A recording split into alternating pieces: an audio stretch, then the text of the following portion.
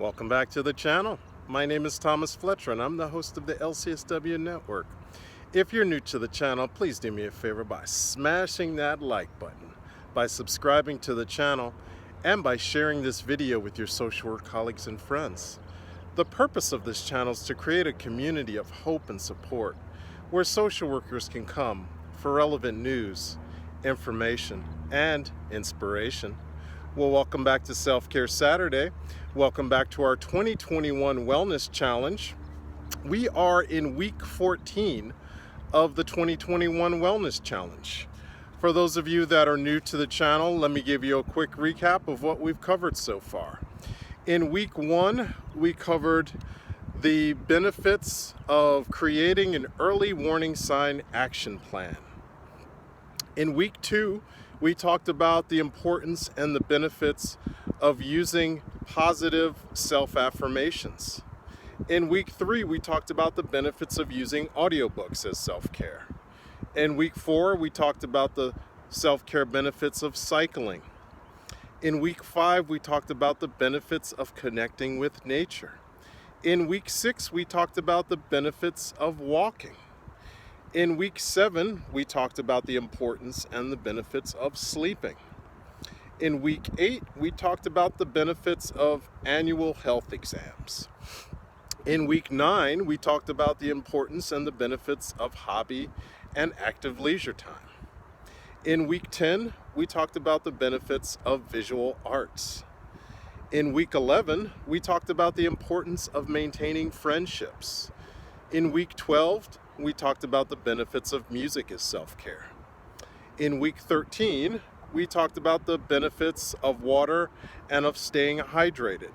So today, in week 14, we will be talking about the benefits of mindful eating and food journaling. So at the time that I am filming this video, we are exactly 1 year and about 3 days into this global pandemic called COVID-19 or the coronavirus. We are over a year, and by the time that this video is actually aired, we will be about a year and 3 weeks into this global pandemic. So as social workers, as mental health professionals, I've said this in previous videos, this global pandemic has created an unprecedented demand for our services. And that has positives and negatives. The positives are that we are providing such important mental health services for our clients. And again, I've said this in previous videos, many of us are working well beyond the typical 40-hour work week. Many of us are working 50 hours a week, 60 hours a week, 70 hours a week. I'm sure there's even a few of us that are working 80 hours a week just to meet the demand that this pandemic has created for so many people around the world. And that is stressful. That is stressful for us as mental health professionals, whether we're LCSWs, psychologists, psychiatrists, LMFTs, mental health counselors.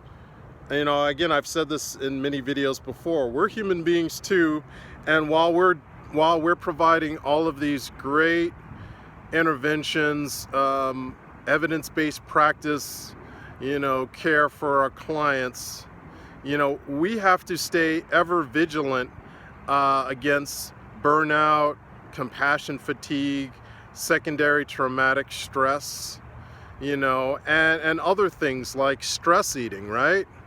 How many of us over the past year have, just, been stress eating,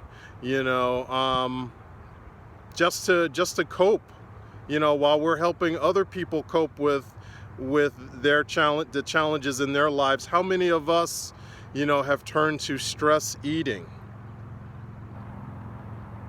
I mean, I'm going to be the first to raise my hand and say, yeah, sometimes I hit those potato chips, and but we have to do better for ourselves, um, so the point of this episode is to talk about the benefits of mindful eating and food journaling. So let's talk about it, okay? So again, I'm going to put some citations in the description box below for the information that I'm providing you guys today, because it's not just stuff that I'm coming up off the top of my head. And I'm not just a quick disclaimer, I'm not a registered dietitian, I'm not a nutritionist, so I am not giving out any nutritional information. Obviously, I can say just from common sense that we need to do the things that we know we need to do. We need to cut back on the junk food. Whether it's our favorite fast food places, these are just helpful reminders. We all know that we need to do that, right? So I'm not gonna beat that drum. That's just common sense. But we probably need to, if we start recognizing, and this is where the food journal will come into play. If we start actively utilizing a food journal, and we start logging in all of these entries of going to the Carl's Jr., going to the McDonald's, and nothing against any of these places. I enjoy all types of fast food myself, so I'm not going to be wagging my finger. But for example, if I were to start food journaling and then notice that I have all of these entries of fast food places in my journal, then that's going to make me aware that I probably need to start cutting back on that and start replacing those hamburgers, those cheeseburgers, those French fries with other healthy options, right? So that's kind of the point of where I'm going with this episode. So studies have shown that mindfulness has a great influence on how much we eat, how we feel when we eat, and when we choose to eat. Yeah.